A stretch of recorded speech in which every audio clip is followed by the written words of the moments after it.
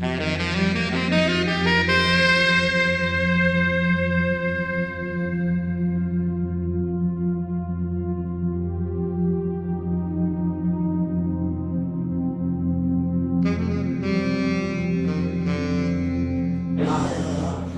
os propongo hacer la charla de una manera interactiva. Me podéis interrumpir en cualquier momento. Voy a contar no un recetario de cómo solucionar los problemas, sino una guía para que entendáis el por qué las cosas funcionan. Los objetivos de la reunión, el primero es entender la técnica de por qué, de cómo podemos proteger nuestra estación, cómo la podemos hacer robusta e inmune ante las interferencias, cómo encontrar las fuentes de ruido realmente dañinas y, una vez encontradas, cómo eliminar ese ruido. Lo que os prometo, y espero que sea el gran mensaje de esta presentación, es que todos los problemas de radiofrecuencia tienen siempre una solución técnica. Y juntos aprenderemos a encontrarla, a aplicarla y seguir funcionando. Naturalmente, siempre antes de aplicar o en paralelo, mientras aplicamos las soluciones técnicas, nunca olvidemos que tenemos que utilizar otras técnicas como obviamente la persuasión, la diplomacia, saber tratar a nuestro convecino, a nuestra sociedad, para poderlas aplicar. Cuando esto no va a ser objeto de esta charla. Tampoco las implicaciones legales que en ocasiones nos vamos a ver obligados a aplicar para ejercer nuestros derechos. Nos ceñiremos únicamente a las técnicas. Y si cualquiera de estas dos todavía no funciona, pues las acciones psiquiátricas, la farmacopea española es muy poderosa y algo nos podrá decir. Pero insisto, me voy a ceñir únicamente en los aspectos técnicos de las interferencias. Mirad. Primero unos fundamentos sencillos, perdona. Luego la presentación se puede descargar después. Sí, gracias. La tendréis online. Unos principios básicos, vamos a ir rápido a repasar los principios básicos de la radiofrecuencia para refrescar algunos conceptos básicos.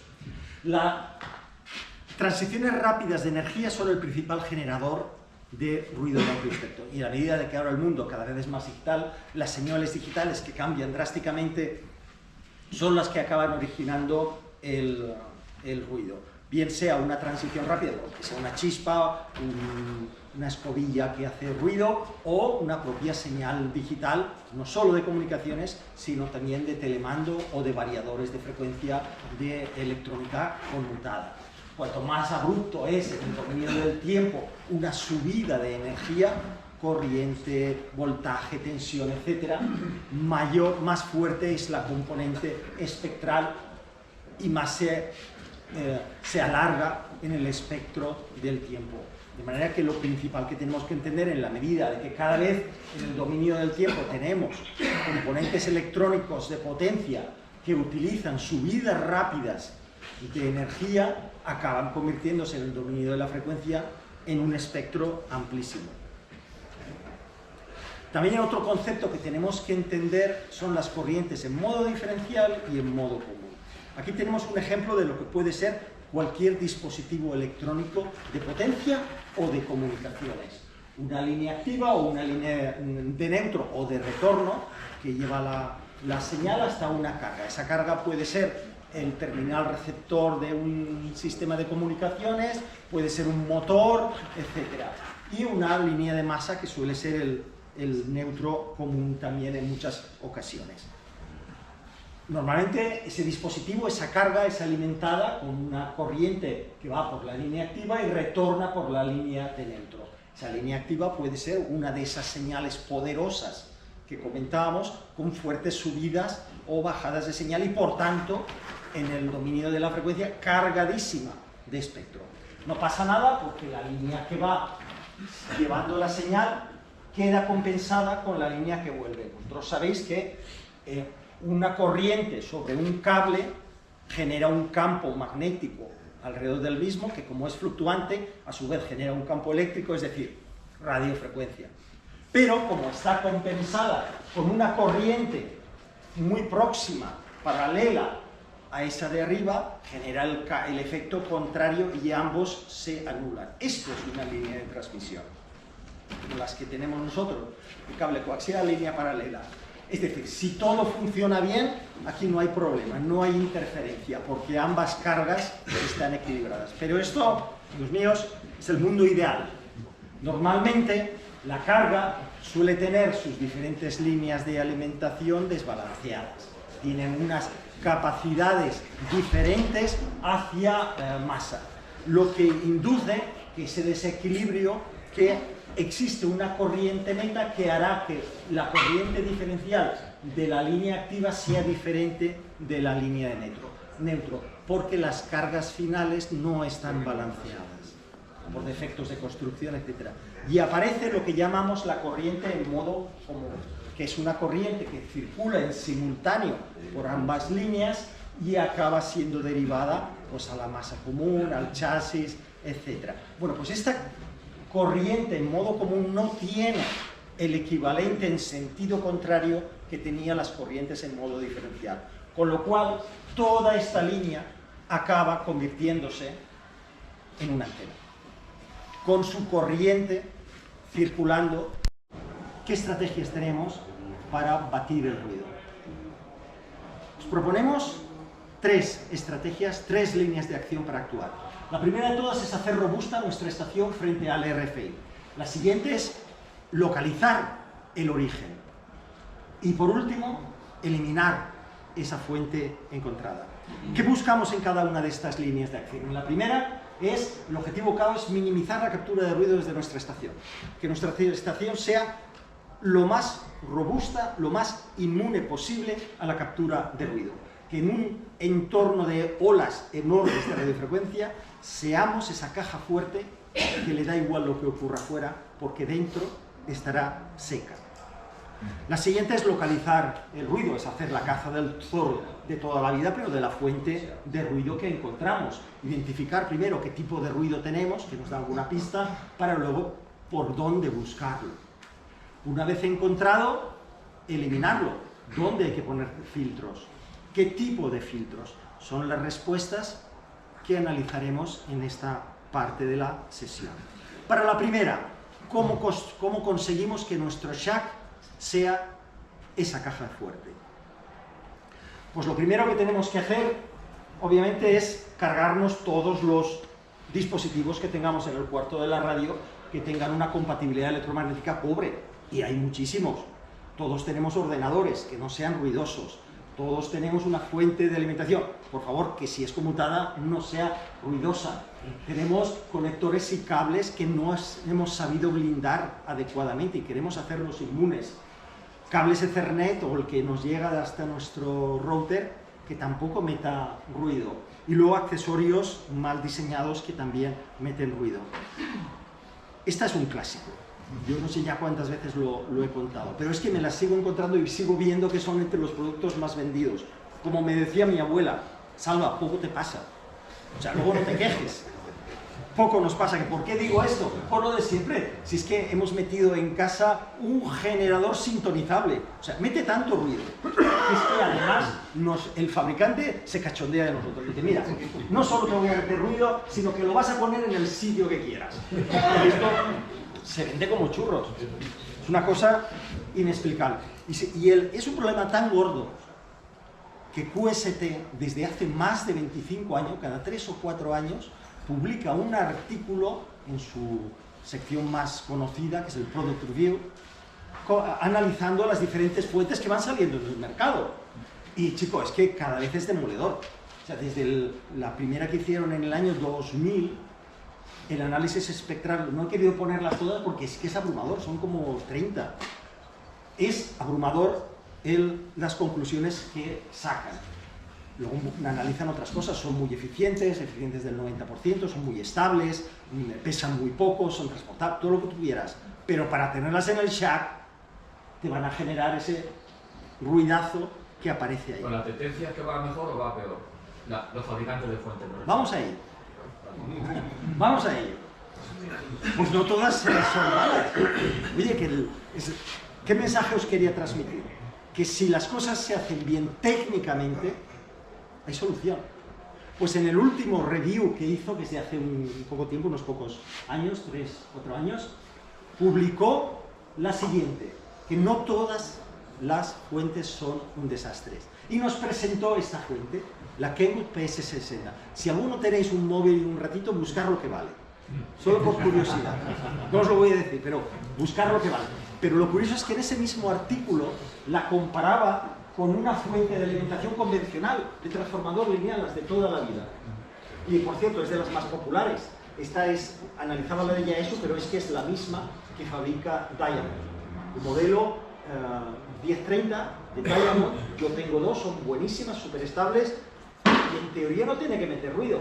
Pues el laboratorio de la RRL, que es muy serio, publica los espectros de AMBA y nos llevamos la sorpresa de que es mejor la conmutada que la lineal. ¿Cómo es posible? Y lo explica en el artículo, y es que esta línea tiene lo que se llama las emisiones conducidas desde la red eléctrica, que no está protegida para ellas porque obviamente como no genera ruido, no está protegida contra el ruido. Y estas pequeñas jorobitas que aparecen aquí es ruido que ha sido inducido por la línea eléctrica. Sin embargo, la Kenwood es diseñada para no generar ruido interno, también que hasta elimina el ruido que le viene desde la red. Es decir, la batalla no está perdida. El ejemplo es claro. Si hay buena ingeniería, hay buenos equipamientos y saben utilizarlo, la RFI es un problema que se puede solucionar. Esta es la tesis de esta presentación. Pues vamos a ello. Otro elemento clave que tenemos en el SAC son las conexiones USB. Todos hemos tenido ordenadores ruidosos, los hemos cambiado, hemos puesto otros con filtros, etc. Pero hay una cosa que siguen teniendo los ordenadores, que es la conexión USB. Se ha convertido en un estándar absolutamente universal. Hoy ya directamente lo conectamos al equipo a través de USB. Y lo que tenemos que hacer es que nos encontramos en muchas ocasiones USBs baratos del chino que nos los regalan al peso, que es que no tienen ni malla exterior, ni se os ocurra, ni que se acerque al shaft, algo así. Luego hay otros que sí que tienen malla exterior, pero como veis aquí, esto está cortado, no tiene conexión. Si no conecta con la malla, estás poniendo un condensador más abierto, sin conexión, no hace absolutamente nada. Y otro que engaña más es que puede haber conexión, pero como es habitual en la fabricación, muchos dispositivos chinos, está crimprado. Y esto pues con el tiempo entra humedad, el óxido, pierden eficacia ese tipo de contactos. De manera que el consejo es, una cosa que es tan barata, tan sencilla de encontrar, etcétera, pues busquemos cables que solo sean de muy alta calidad, es decir, idealmente con multicapa. Esta foto la he sacado de un cable normal que vale 15-20 euros en Amazon. Hay muchísimos. Vuestro proveedor de confianza os podrá encontrar uno que cumpla estas características. Y digo 15-20 euros no es dinero, porque te vas a gastar mucho más dinero intentando poner choques, ferritas, historias sobre ese cable, que directamente ponerlo sobre un cable que sea de calidad. Evitar siempre que podáis el usar los hubs, porque los hubs, normalmente los comerciales que hay por ahí, son de carcasa de plástico y son una pequeña antena a fin de cuentas. Y luego lo que es muy importante, y esto no ocurre, yo creo que prácticamente nunca, es que el conector USB, la parte exterior, la masa del conector, debe estar en contacto con el chasis del ordenador, no solo con el conector que está embebido dentro de la placa madre, que es la técnica de fabricación que hacen prácticamente todos los fabricantes. ¿Por qué? Porque ocasiona lo que se llama problema del pin 1, y es el problema probablemente más serio que tiene nuestro shaft. ¿Qué es el problema del pin 1? Es un término que fue descubierto y ahora muy divulgado por Whisky 3, Whisky Juliet Echo, ahora ya Silent Key, pero Kilo 9 Yankee Charlie Jim Brown es un gran gurú de la RFI, tiene una magnífica página web que yo os recomiendo, que se han dedicado fundamentalmente a encontrar soluciones a este problema. Estos son expertos en audio profesional y los problemas de RFI los tienen mascadísimos. Consiste en que las conexiones XLR, el conector XLR es el conector que se utiliza en audio de alta calidad profesional, para micrófonos, para conexiones, etcétera, que tiene dos señales balanceadas que llevan la señal, como la que antes veíamos, y rodeados con una malla. El problema de este es que no hay contacto entre esa malla que rodea las dos líneas que llevan los datos con el chasis del equipo, del dispositivo al que se conectan. Es lo que os estaba contando del USB. Pues este problema, Jim Brown dice que lo ha visto en prácticamente todos los equipos del mercado de radioaficionados, con alguna honrosísima excepción. Conector XLR no tienen los equipos, creo que una vez el Yaesu FT9000, ese equipo de 15.000 euros, lo tenía, pero ya prácticamente ninguno lo tiene. Pero sí que tienen el problema del pin 1. La malla, por tanto, actúa como una antena que capta el ruido de nuestro entorno, la radiofrecuencia que está rodeándonos, de manera que lo acaba introduciendo directamente en el circuito de esta manera. ¿Veis? Aquí tenemos una conexión de lo que sería una conexión correcta, sin problema del pin 1.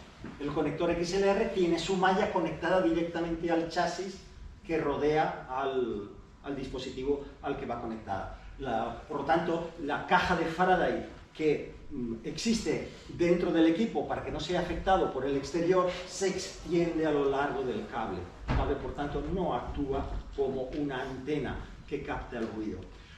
O a los conectores que sí tienen el problema, la malla no está conectada al chasis, sino al interior del circuito. Pero el circuito tiene una continuidad fija, aunque sea la masa del circuito impreso, tiene unas longitudes finitas, tiene conexiones entre diferentes circuitos, tiene conexiones con la malla un punto más adelante, de manera que esas conexiones, por muy cortas que sean, para la radiofrecuencia son esto: resistencias y bobinas puestas en serie, creando un bucle que transfiere la radiofrecuencia que ha captado la malla exterior al interior del circuito, aportando ruido. Este es el problema del pin 1. Pero diréis, bueno, ¿no hemos quedado que nuestros equipos no tienen conector XLR1? Pero es que el problema es exactamente el mismo con conectores no balanceados como los que solemos tener nosotros. Esto puede ser la conexión de micrófono, la conexión del keyer de telegrafía, la conexión de la LC, cualquiera de las conexiones que tenemos entra directamente al circuito, de manera que la única conexión que tienen nuestros equipos que sí que no tiene el problema del pin 1, chicos, es cable de antena. Es el único que el PL va directamente su malla exterior al chasis, pero todos los demás son susceptibles de acabar metiendo ruido. Otra reflexión importante es que cuando tenemos una estación, nunca va a tener una única antena. Creemos que tenemos nuestro equipo, nuestra antena en la azotea, el equipo, el ordenador, el rotor, etc. Pero en cuanto aparece el ruido, radiofrecuencia en cualquier sitio, este ruido acabará siendo captado por estas otras antenas parásitas. El cable del rotor generará una corriente de radiofrecuencia que entrará dentro de nuestro cuarto de radio. La propia línea de alimentación, esta es la peor de todas porque esta es súper densa, esta cubre toda la ciudad. Si hay un ruido en la ciudad, podéis estar seguros de que acaba circulando por la línea de alimentación. Nuestra línea de ADSL, a fin de cuentas, si seguimos teniendo par de cobre, esto también acaba entrando en nuestro hogar.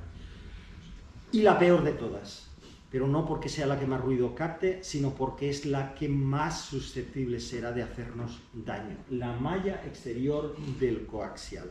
Eso también es una antena, porque es un cable situado en el exterior, que sale desde nuestro QTH, sube hasta la azotea y está recorriendo todos los vecinos de alrededor.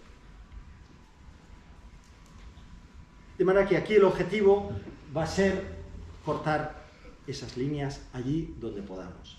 En cuanto las cortemos, conseguiremos que las corrientes desaparezcan, Es tan sencillo como conseguir cortar, y ya veremos las técnicas para conseguir que ese corte, obviamente no es un corte físico, es un corte solo para la radiofrecuencia, solo para las corrientes en modo común y solo para el segmento de bandas que nos es de interés. De todas esas antenas parásitas, la peor de todas, con diferencia, es la malla exterior del cable coaxial. Veamos por qué.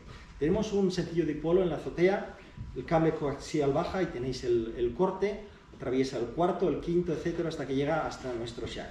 Pero nuestro simpático vecino, el tercero, enciende ese electrodoméstico ruidoso que empieza a generar ruido, empieza a generar radiofrecuencia. Esa radiofrecuencia se encuentra con un cable y, como toda cable, es susceptible de convertir el electromagnetismo, las ondas de radio, en corriente eléctrica.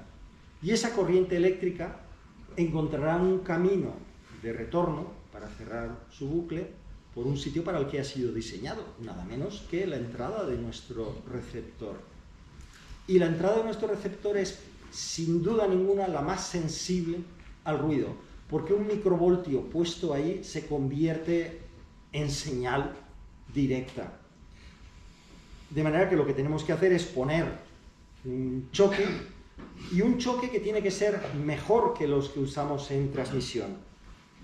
Ese choque cortará el cable ahí y cortará ese circuito, de manera que la señal ya no llegará y desaparecerá. El electrodoméstico seguirá metiendo ruido, pero ya no entrará en nuestro receptor.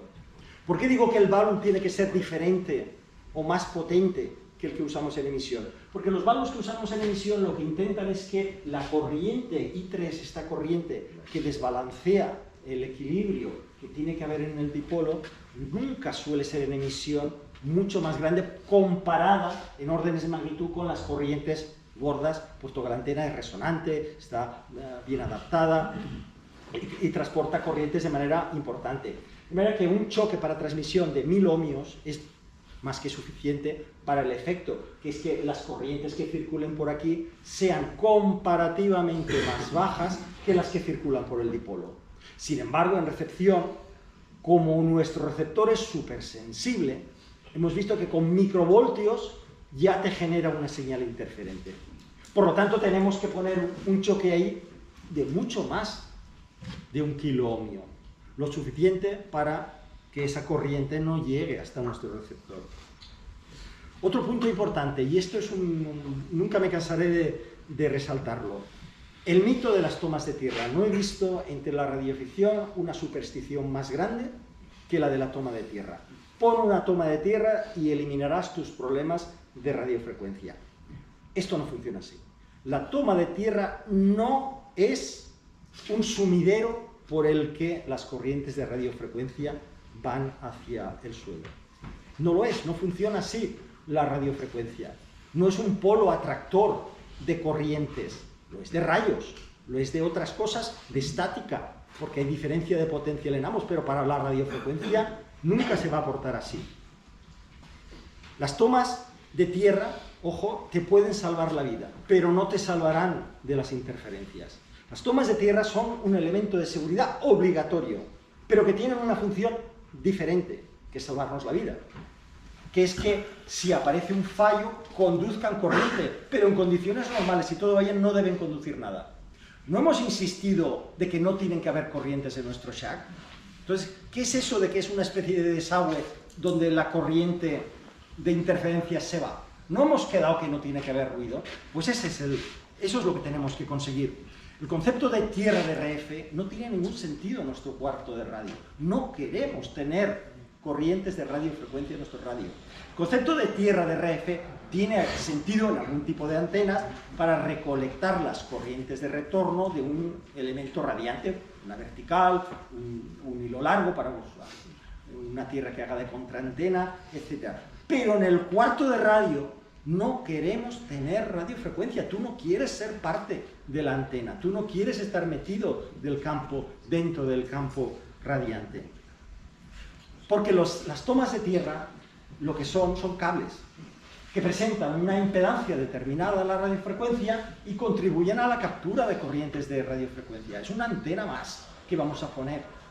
Es falso que, como la Tierra lo consideramos potencial cero y queremos potencial cero para que no circulen corrientes, pongamos una toma de tierra y estaremos también a potencial cero. La radiofrecuencia no funciona así.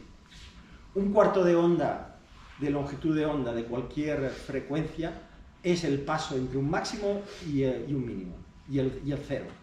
Por lo tanto, si nos ponemos cero en magnitud, no en valor relativo, si ponemos una longitud de un cuarto de onda, tendremos 0 voltios a un cuarto de longitud de onda y tendremos el máximo al otro cuarto de onda. Y un cuarto de onda en 10 metros son 2,5 metros. O sea, por muy corta que seas capaz de hacer tu toma de tierra, te vas a encontrar con que nunca vas a conseguir estar al mismo potencial que la Tierra, porque la radiofrecuencia no funciona así.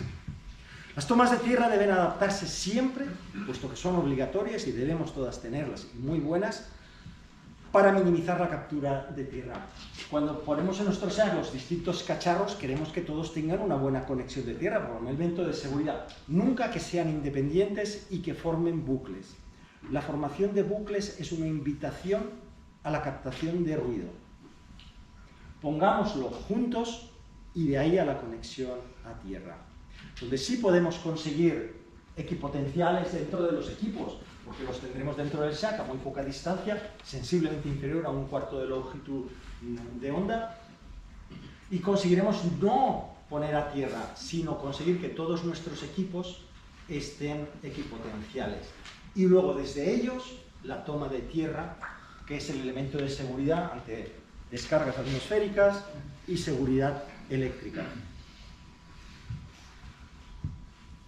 El choque de radiofrecuencia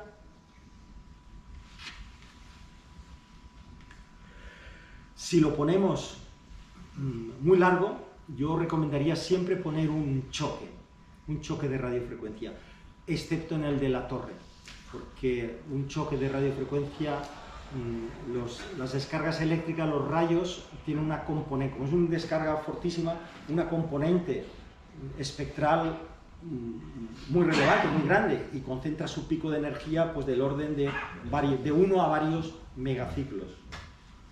Pero en el de la cuarto de radio, sin duda ninguna. Otro problema importante, que muchos obvian, pero que estoy seguro de que un porcentaje altísimo de los radioaficionados acabamos teniéndolo, que es la intermodulación pasiva. La intermodulación pasiva son los productos de intermodulación que aparecen en la presencia de campos de radiofrecuencia fuertes. Y campos de radiofrecuencia fuerte pueden ser los concurseros, la estación multiplicadora que tienes al lado, la estación que está en la otra banda, etc. Pero para los que hacen radio habitual puede ser la estación de broadcasting de la localidad, la estación del pueblo. Lo que acaba ocurriendo es que esas corrientes de radiofrecuencia fuerte atraviesan elementos que pueden haber sido oxidados, y el óxido, fundamentalmente el óxido de cobre, en presencia de corrientes muy fuertes, se convierte en un diodo. Y una corriente que circula por un diodo acaba teniendo el efecto de mezclador. Y dos frecuencias que pasan por un diodo acaban generando los sucesivos múltiplos impares de la misma. Es decir, es un tipo de interferencia que no tiene la culpa la broadcasting, no tiene la culpa ningún dispositivo fallido, sino que se genera o en nuestra propia estación o en las proximidades de nuestra estación de una manera pasiva, por elementos que ni son activos, ni están alimentados, ni tienen electrónica, sino simplemente la aparición de óxido de cobre, que es un semiconductor, que es un rectificador. Algunos recordarán que en la época de la galena había receptores de radio con óxido de cobre. Entonces, como el óxido de cobre puede aparecer en cualquier sitio, en presencia de corrientes de radiofrecuencia produce el efecto mezclado de dos o más o sucesivas frecuencias fuertes que superen el umbral de conducción del diodo y acaban generando armónicos sucesivos. Uy, qué teórico es esto no puede ser serio, ¿que no? Vamos a ver un ejemplo. Un ejemplo real, es mi casa. Yo vivo en el oeste de Madrid y tenemos muchísimas estaciones de onda media a varios kilómetros. A varios kilómetros, no pasa nada. Bueno, varios kilómetros en onda media es unas pocas longitudes de onda. Es decir, una estación de decenas de kilovatios transmitiendo a 4 kilómetros de tu casa es como tener una estación de rebote lunar de 2 metros a 20 metros de tu walkie. O sea, inducen unas corrientes muy serias. Y un día las medí con el dipolo de 160 abierto, sin carga, y tengo nada menos que 4 voltios de radiofrecuencia de onda media. ¿Qué pasa con esos 4 voltios? Pues que sobre mis antenas y los cables de bajada acaban induciendo corrientes. Y si no tengo los cables en buenas condiciones, que no estén oxidados, o que el dipolo que he puesto no está bien apretado, acaba ocurriendo esto. Esto es una grabación, lo tenía más grabado para que oyerais, que además cuando te pones en AM sobre cualquiera de estos picos, se oyen 2, 3 y hasta 4 estaciones de AM a la vez. Esto es haciendo conmutación A y B de un dipolo de 60 y el antena de 40 metros que están separadas pues 5 metros. El ruido es abrumador. De tener una instalación limpia, con conectores limpios, a tener una instalación, pues como hemos hecho muchas veces, tiendes el dipolo, lo tienes que alargar un poquito, lo pelas, juntas y ni sueldas. Eso en 6 meses acaba oxidado y ese óxido es un rectificador.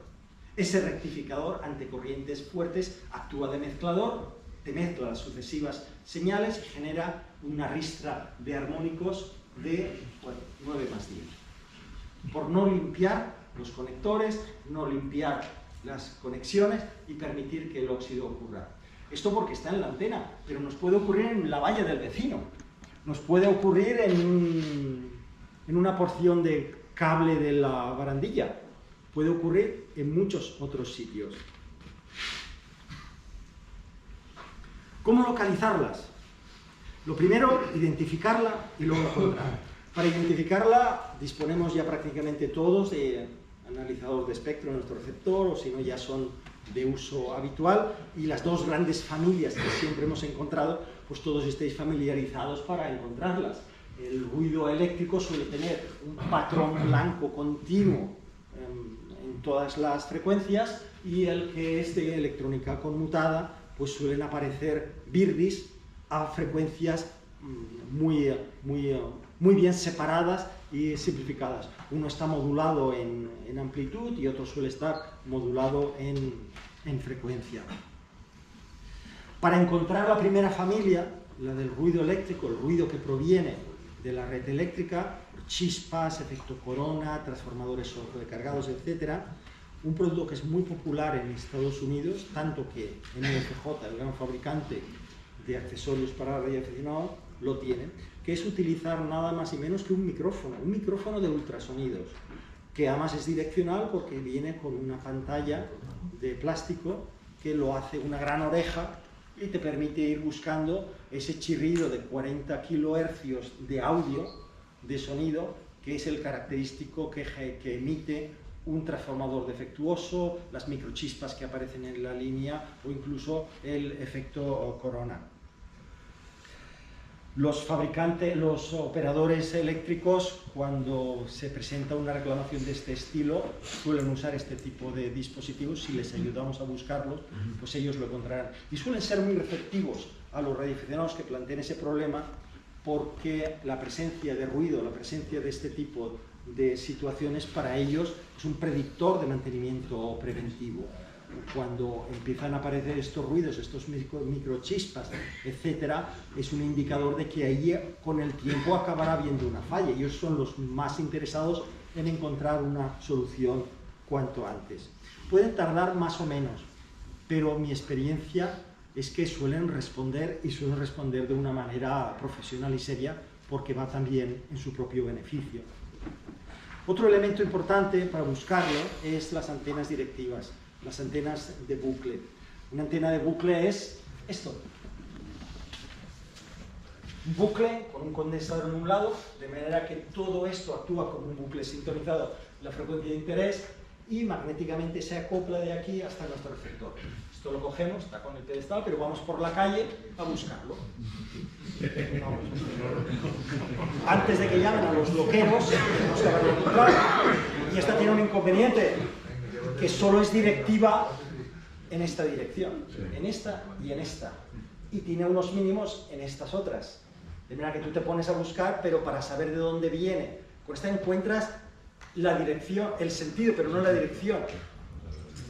Perdón, encuentras la dirección, pero no el sentido. El sentido lo encontrarás si me voy en esa dirección, que me dice que es por ahí. Si sube la señal es que sí, pero si baja la señal, dirección contraria. O sea que no es tan... ¿Qué hacemos entonces cuando esto es tan grandote? Pues buscar alternativas. Bueno, esta es otra alternativa, es un diseño muy parecido, pero que te ahorras el condensador. No hace falta que sea, pero el principio de funcionamiento es idéntico. Y esto es lo que os comentaba. Son directivas en las líneas paralelas al propio bucle, pero el eje del círculo es donde está el mínimo. Pero claro, necesitamos saber hacia qué lado nos tenemos que... desde que llegan los bloqueros. Pues para esto tenemos otras soluciones. O sea, yo he publicado hace unos pocos años en QST un artículo de este colega de una antena para buscar ruido. Es una antena muy compacta, muy pequeña, muy sencilla, que es no es más que la adaptación de los famosos bucles de recepción de bandas bajas, los pennant, flags and pennants, de bandas bajas, para un tamaño reducido de poco más de un metro. Consisten en un bucle terminado en una resistencia y con un adaptador de impedancias en el otro lado. Son muy prácticas, muy compactas, como veis ahí, pero tienen la peculiaridad de que sí que son direccionales, pero en sentido inverso. Lo que estaremos buscando es la mínima señal, es decir, moviéndola buscaremos el mínimo y esa será la dirección en la que nos tenemos que ir. Si intentamos buscar la máxima señal, el lóbulo de ganancia es tan grande que no tendrá la misma precisión que sí vamos a encontrar yendo al mínimo. Entonces iremos con nuestro receptor, con el atenuador que tendrá nuestro receptor, buscando la mínima señal hasta encontrarlo. Otro dispositivo muy súper útil, y mi recomendación es que los radioclubs o las delegaciones de URE acaben teniendo uno a disposición de sus socios, que es el analizador del espectro Tiny SA Ultra, al que le podéis poner una sonda magnética. Y es muy útil porque lo podemos utilizar para certificar que un cable está limpio de radiofrecuencia, o que un dispositivo que tiene varios cables conectados están limpios de radiofrecuencia, husmeando, esnifando con este cacharrito para encontrarla. Te sirve para certificar si un cable Ethernet o si has puesto los choques adecuados, si después de poner los choques ese cable está limpio, etc. Es una herramienta muy práctica y muy recomendable. Una vez localizado el ruido, lo primero que hay que hacer es apagar y encender para ver si efectivamente este es. Como veis, al apagar sigue habiendo ruido, porque es que nunca vamos a encontrar una única fuente. Esto es una luminaria red, un fluorescente, un cable de datos, etc. Pues una vez encontrado el ruido, hay que eliminarlo. Pues lo que todos sabemos, que en cuanto tengamos un dispositivo, este es el de mi casa, el router de mi casa, todo lo que entre en el dispositivo que es potencialmente generador de ruido, un choque. Aunque sea la alimentación, aunque sea la propia toma de tierra. Y en casos mucho más graves, porque hoy prácticamente muy pocos dispositivos electrónicos vienen con chasis metálico, prácticamente ningún router de los comerciales de las grandes compañías vienen blindados. Utilizar una malla hecha con papel de aluminio, teniendo la precaución de que luego el papel de aluminio crimparlo bien con el conector de antena o con el Ethernet, con la malla del Ethernet que llegue al mismo. También filtros de línea para la línea de alimentación, los filtros de red, que son muy eficaces, sobre todo para las corrientes de modo diferencial, que no las en modo común. Pero es útil tenerlo también en modo diferencial, porque en modo diferencial el dispositivo ruidoso puede estar transmitiendo por el propio par de cables de alimentación hasta distancias muy largas, como si fuera una línea de transmisión, porque es que en el fondo también lo es. Son dos cables que van paralelos, tendrán su impedancia equivalente, si están separados 3 centímetros, pues muy probablemente 500 ohmios. De manera que el dispositivo ruidoso genera ruido, no solo lo transmite por los cables que tiene cerrados a su alrededor, sino que la está transmitiendo hasta cualquier otro sitio donde el par de cables se separe, formen un bucle y sean allí donde genere la transmisión. Cuando ponemos, por tanto, cuando ponemos el filtro RFI para corriente alterna, para alimentación, mi consejo siempre es ponerle un choque que una también a la masa. La corriente de masa son también potencialmente una antena.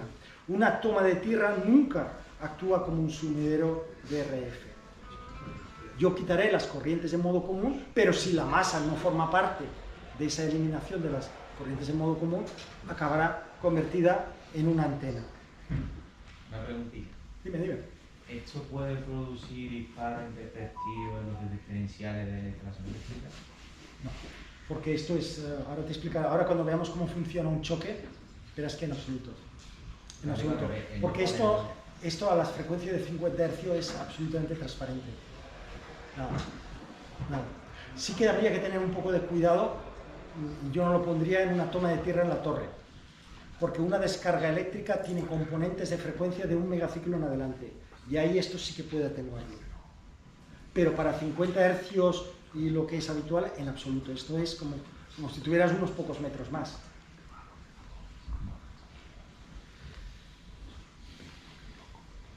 Cable Ethernet.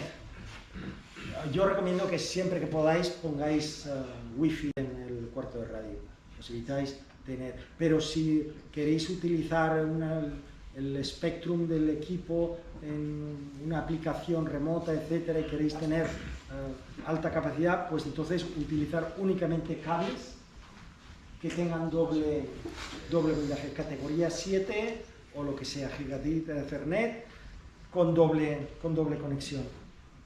Una planta de energía solar se han vuelto ya tan populares, en principio no debe generar ruido. Los paneles en principio son diodos que funcionan en corriente continua, no tienen por qué generar ruido. Lo que sí genera ruido es el inversor, y es el inversor el que tenéis que buscar uno que sea pues de una marca popular, de una marca solvente. Fronius, SMA, yo tengo Huawei y me funciona de maravilla. Y al instalador siempre insistirle que la conexión de las placas tiene que ir en un par trenzado para evitar la formación de bucles de radiofrecuencia que emitan el ruido que genera el inversor. Adicionalmente a los filtros, no le facilitemos las cosas y que las placas solares, ese cable que llega hasta ellos, no forme parte de un sistema de antena. Hablemos de toroides, que es básicamente el cómo encontrar la felicidad. ¿Cómo funciona un toroide? Bueno, pues el toroide es un anillo en el que damos vueltas el cable y las corrientes en modo diferencial, que son las útiles, las que queremos funcionar, no quedan afectadas, porque una va por un sentido, genera el campo magnético dentro del toroide, pero queda compensada por otra corriente exactamente igual y de la misma magnitud que va en corriente en sentido contrario. Por tanto, para las corrientes en modo diferencial, como si no hubiéramos puesto nada. Pero para las corrientes en modo común, que habíamos visto que son las peligrosas, las que transportan el ruido, las que no queremos, se comporta como lo que realmente es, un enorme choque, una enorme bobina. ¿Y por qué usar ferrita? La ferrita es un material cerámico formulado pues, con diferentes óxidos para tener una altísima permeabilidad. La permeabilidad es la propiedad que tienen los materiales para facilitar el paso de la corriente magnética. Las ferritas lo que es, no solo es que la permitan, es que le dan total facilidad para que corra. De manera que acaba generando un efecto multiplicador sobre una bobina.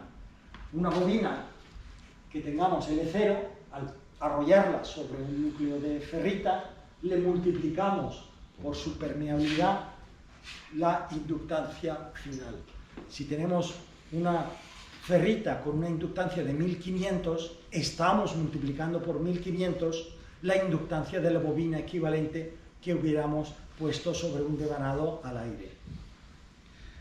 La permeabilidad tiene dos componentes, la permeabilidad per se y la permeabilidad compleja. La que nos va a interesar para nuestro propósito obviamente son ambas, porque ambas generan el efecto multiplicador, pero sobre todo es la de la componente imaginaria, que es la, como veremos ahora adelante, la que contribuye a las pérdidas, a disipar en forma de calor la radiofrecuencia dañina. Un choque efectivo construido con bobinas tiene que ser de al menos 3K. Antes decíamos que para transmisión los choques con que tengan un K son suficientes. Solo queremos que la relación entre corrientes del dipolo y de la malla exterior sea suficientemente buena. Pues no, aquí queremos fulminar a la radiofrecuencia. De manera que con 3 kiloohmios, si tenemos una línea ruidosa con una impedancia equivalente de 400 ohmios, pues ya estamos metiéndole 13 dB. ¿Cómo caracterizar si una ferrita es buena, si un choque que hemos hecho es bueno? Bueno, lo primero que os quiero decir es que no es como dicen los youtubers. Cuidado con los youtubers porque tela alguno. Lo que hacen básicamente los youtubers es en el puerto A sale la señal, ponen el choque entre entrada y salida del VNA y a ver qué pérdidas hay entre ambos. Esto es una barbaridad conceptual. Ahí lo que estás midiendo no es una atenuación real de la que te vas como la que te vas a encontrar en la vida real. Esta es la atenuación que produce una bobina como la que tienes sobre una carga de 50 ohmios, que es la que se utiliza para las líneas de transmisión. Esto no lo vas a encontrar nunca en la vida real. Nunca vamos a tener una línea de transmisión de ruido en modo común que tenga una impedancia de 50 ohmios. Esa es la impedancia que hay en el interior del cable, pero la malla exterior del coaxial funciona como una línea asimétrica. El otro lado puede ser la tierra, puede ser los elementos metálicos, que nunca será de 50 ohmios, que será, en el mejor de los casos, una línea pues como las de las Beverage, de 500 ohmios, de 600 ohmios, y cada tramo tendrá una diferente. De manera que la atenuación que te mide, te queda tan robusto el youtuber con sus 20 decibelios de atenuación sobre 50 ohmios, cuando eso lo aplicas sobre la vida real, una línea que tenga más de 500 ohmios se queda en 6 dB. Por tanto, ¿cómo debemos caracterizar un choque? Pues como lo que realmente es, una bobina, un choque. Y una bobina es un elemento que para la radiofrecuencia tiene una impedancia alta, pero entendamos cómo es esa impedancia. Cuando bobinamos alrededor de un choque, se produce obviamente el efecto bobina multiplicado por la permeabilidad del choque, pero para frecuencias mucho más altas de una determinada frecuencia de resonancia, la separación entre las propias espiras actúa como un condensador, de manera que tendremos en el circuito equivalente una bobina junto con un condensador, que a una única frecuencia se cancelan ambas y aparece la resonancia, y el circuito equivalente es una resistencia. Pero para frecuencias por debajo de esa frecuencia de resonancia, el choque actúa como una resistencia en serie con una bobina. Pero para frecuencias por encima de esa frecuencia de resonancia, oh sorpresa, no es una bobina, es una resistencia en serie con un condensador. Que no es que sea malo, un condensador también limita las corrientes, una bobina también limita las corrientes, pero la que realmente se las va a cargar es la resistencia. Por lo tanto, tenemos que encontrar toroides que lo que hagan es que maximicen esa resistencia y la hagan lo más amplia posible para que el espectro de frecuencia de utilidad de ese choque sea lo más amplio posible. ¿Por qué esto es relevante? Veamos un ejemplo. Tenemos un electrodoméstico con su línea de alimentación que tiene los metros que sea, lo enciende el vecino del tercero y eso empieza a radiar.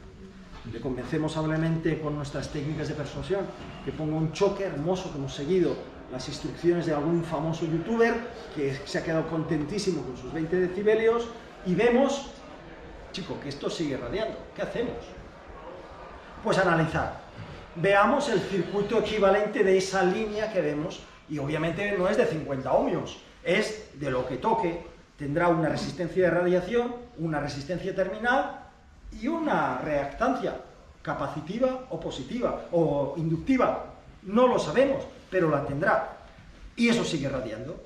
Pues veamos el circuito equivalente de ese choque, como hemos visto antes, a una frecuencia determinada. Esto es una resistencia y una reactancia. Por encima de la frecuencia de resonancia capacitiva, por debajo inductiva. Pero supongamos que estamos por encima de la frecuencia de resonancia y es capacitiva. ¿Qué ocurre entonces si esa línea de alimentación es inferior a un cuarto de onda? Eso es una inductancia. El circuito equivalente de una línea inferior a un cuarto de onda, terminada en resistencia o con todo lo que quieras, o con su resistencia de radiación, es una bobina, o múltiplos impares sucesivos. ¿Qué ocurre cuando pones en serie una resistencia y una bobina? Que puede ocurrir que tengan valores que se cancelen. Que no solo no hemos puesto un choque que limite, sino que incluso hemos facilitado las corrientes. Casi como si hubiéramos puesto un adaptador de antena para la radiofrecuencia dañina. Cuidado con lo que hacemos cuando ponemos. También es casualidad que la inductancia sea exactamente del mismo valor, también es casualidad, pero tampoco hace falta, porque con que sea un grande lo que habremos conseguido es que esa bobina de la propia línea, que dificulta las corrientes, pues se vea reducida y acabaremos facilitando las corrientes. La solución, hacer la R bien gorda. Hacer la R bien gorda. Para esto, cuando busquemos los choques, veremos este tipo de tablas. Esta es el Kilo 9 Yankee Charlie, Jim Brown. Yo os aconsejo muchísimo visitarlo y conocerlo porque tiene información buenísima. Pues el material 61, como vemos, pues es muy estrecho. Y aunque aumentemos el número de espiras, él sigue ahí terco en su frecuencia de resonancia. Pero hay otros materiales que son muy interesantes. El material 31, que vemos que ya a partir de 12 o 10 vueltas tiene una resistencia altísima y la mantiene en un rango de frecuencias que nos cubre prácticamente todas las decamétricas. Otro material muy interesante es el 43, que es un poco peor para las bandas bajas, pero tiene un magnífico comportamiento para VHF y las bandas altas. Material 31, por tanto, es el material de elección. Fue formulado hace ya unos años para RFI, para la construcción de choques. Es el óptimo para decamétricas. Es el que yo os aconsejo para la construcción de vuestros choques. Material 43 también puede ser una buena opción si únicamente estáis interesados en las bandas altas. Y si nos encontramos un choque que no sabemos, que aunque es de un fabricante desconocido, ¿cómo encontramos? Pues hay varias técnicas. La más sencilla es coger nuestro analizador de espectro, dar 3 vueltas sobre un choque que sí conocemos, uno de material 31, de sí conocido, y ver qué valor de inductancia tiene a una frecuencia, y solo a esa frecuencia. Ponemos a continuación el choque desconocido y medimos. Si coinciden es que es del mismo valor.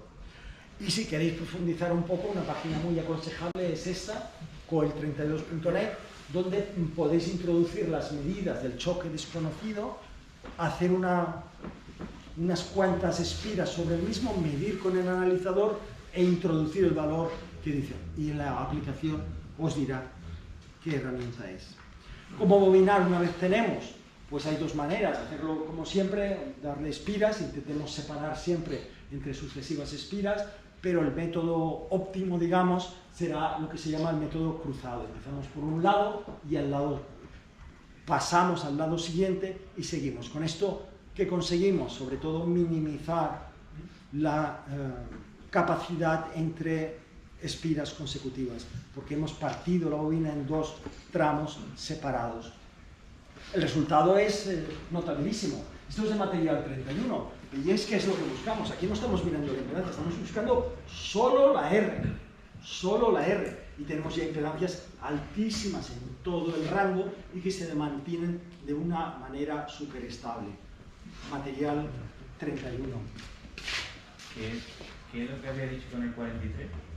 Que el 43 tiene unas características muy buenas, pero como desplazando esta curva hacia las bandas altas. Pero se puede utilizar 43 para HF. Para HF es el de elección. Mis conclusiones, la más importante es llevar el mensaje de tranquilidad de que todos los problemas de ruido tienen una solución técnica adecuada. Todos. Es un tema... ¿Alguien ha encontrado lo que valía la fuente de Kenwood?